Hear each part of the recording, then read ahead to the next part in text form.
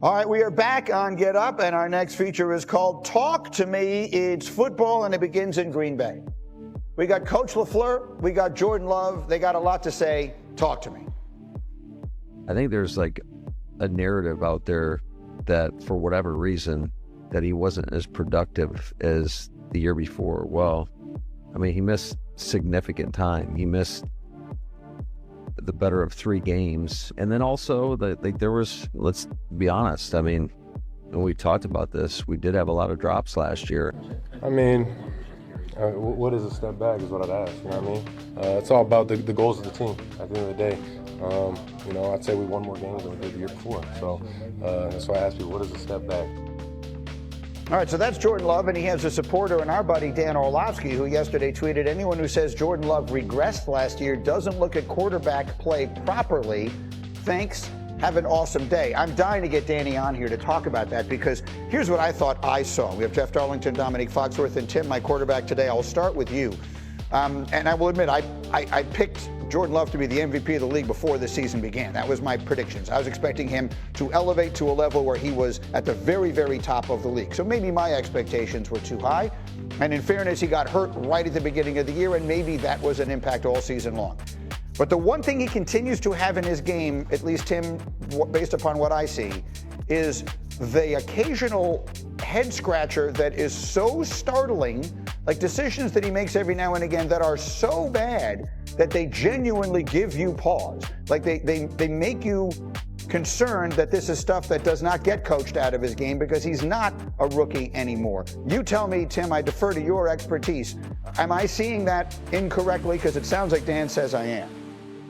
No, I mean, listen, I think that, like, the 2 plays that we just showed, they're the plays where you're like, man, like that's awful. Like, and if he were to sit, you know, on the show, he'd be like, yeah, those were bad and I know better. You know, almost, you know, like we've seen young quarterbacks make, and you say, well, you just got to get them out of your system. So we definitely saw some of those. And I think it's fair to say when that happens, to say, like, okay, well, I don't feel like we see Josh Allen do that, or I don't feel like we see, you know, Patrick Mahomes or Lamar Jackson do that. And Greeny, to your point, look, you're picking him as you know, an MVP candidate, and based on how he finished the year prior, I think a lot of people felt that way. I forget what the tear was. It was like 17 touchdowns and 1 pick in the back half of the season. I mean, it was an incredible run, and so you know, expectations changed.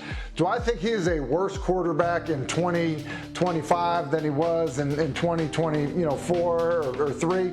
No, I don't. I think he's better. You know, will he have to, you know, show that he doesn't make the bonehead plays? Sure, he absolutely will. But I think he'll play better. I think some of the stuff that Matt LaFleur talked about in terms of, you know, injury, he was injured, and when he came back, he wasn't fully healthy, and the fact that they did have drops and injured receivers. Like, those things are true. So I think, you know, it's never just one thing, and it's never just, you know, one play that defines a quarterback. But, look, I think you put it all together, I think he's an ascending and better player. Well, and they did finally take a wide receiver in the first round for the first time in what felt like forever. Dominique, Jordan Love, go.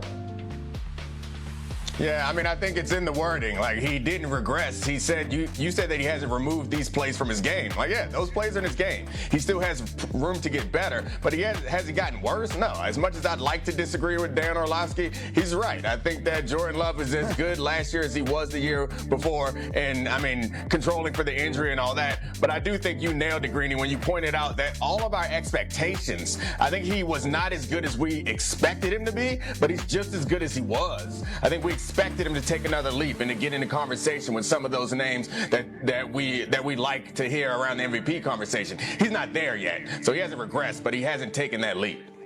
And Jeff, maybe another piece of this, which is completely unfair to him because it has nothing to do with him, is the lineage that he is following in, because he is on the team that had Brett Favre, and then after Favre had Aaron Rodgers. And so now it is so easy for us to say, oh my goodness, look, they've got the next one in this line of guys who are going to be that good. And maybe, again, this may be more about what I and some others were expecting from him than it is about what he actually did.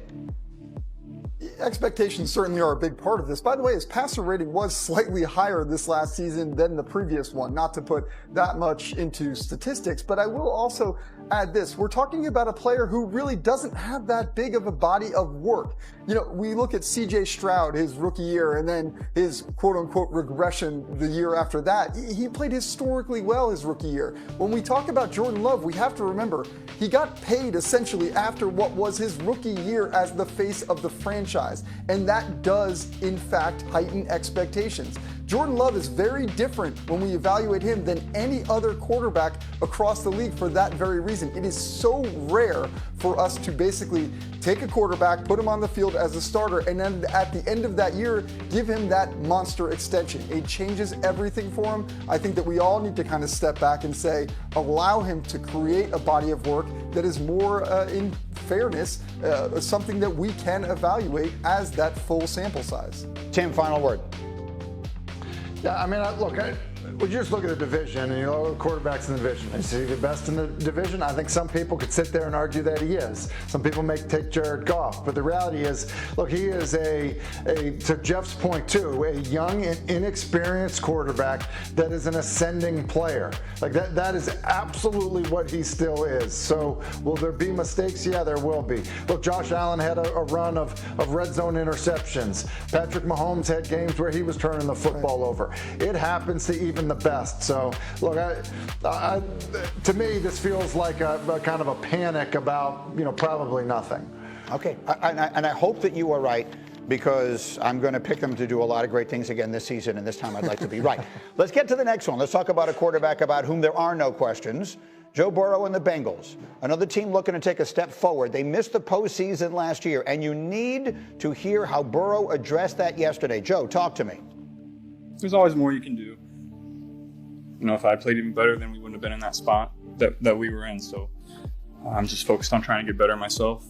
And, I know everybody in the locker room, it feels the same way. So if I go out there and play better than I did last year, then it doesn't matter what goes on everywhere else. Oh, my goodness.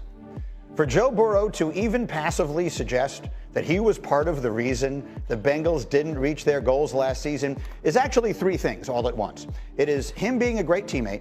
It is a fascinating insight into the drive that makes him what he is. And it is as patently ridiculous an assessment of football as you will ever hear. Let me remind you of what happened. Cincinnati went 9-8 last year despite allowing 434 points. There are only three teams in the AFC that allowed more than that last year: Cleveland, Jacksonville, and Tennessee. Two of them allowed 435, so that's only one more point. All those teams were terrible. The Browns and Titans combined to win 6 games, and they finished with the first and second picks in the draft. Burrow had the Bengals in contention on the season's final day. Here are the big picture individual stats. Burrow had a QBR of 74.7. Very simply, that means his team was supposed to go 13-4.